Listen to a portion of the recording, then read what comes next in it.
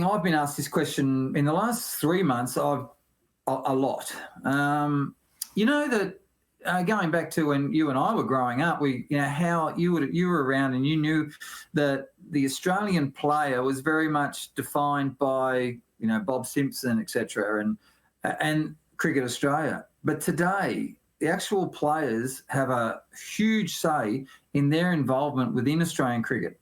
It's almost like theoretically and financially, because all of the money and the coin does sit in India, and the players very much optimise what India think about them, and they with their management debate on where they are, and then they talk to Cricket Australia. So there's those issues that sit in the game today.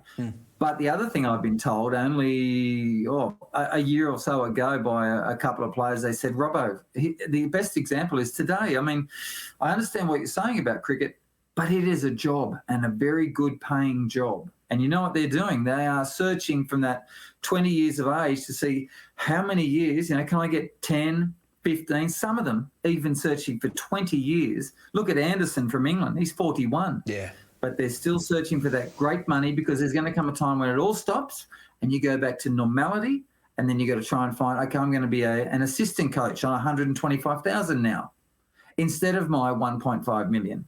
So that's why I think the game, you are 100% right. When you look at the ages, we own the middle 35, 36, 37-year-olds. We own it. And,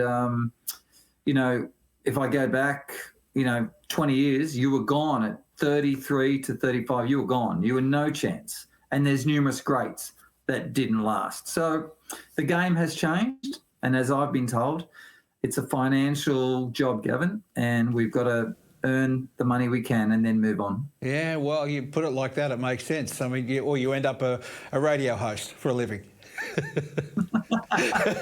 Low blow. Hey, I'm curious. Do you think Pat Cummins should be our captain? Is he the right guy for it? Has he got that team unified?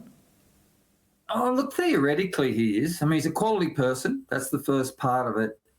He will take on a lot of responsibility quietly. When it's all said and done, the other thing about it is Paddy is probably, to me, in the top 3 bowlers in the world, but I classify that as Test cricket primarily. Yeah. I don't throw Paddy in the top 10 one-day bowlers or T20 bowlers, because there's 2 different formats. When you're playing T20 and one-day cricket, you've got to be able to own 4 or 5 deliveries under pressure and deliver the Yorker when needed, deliver the middle and off Yorker and the bottom of leg stump or Yorker, and reading a batsman. But Pat Cummins is Dennis Lilly style, or Glenn McGrath, when you hit short of a length constantly, and Pat Cummins owns short of a length. But we've got to remember, T20 and ODI cricket, the risk factor is not a lot, and a batsman's allowed to really go for it. But the perfect thing to go after is a short of the length delivery, because that's your chance of getting in and under it and hitting your 6s and your 4s. And that's why, if you look at, Paddy's numbers, for example, they're quite high.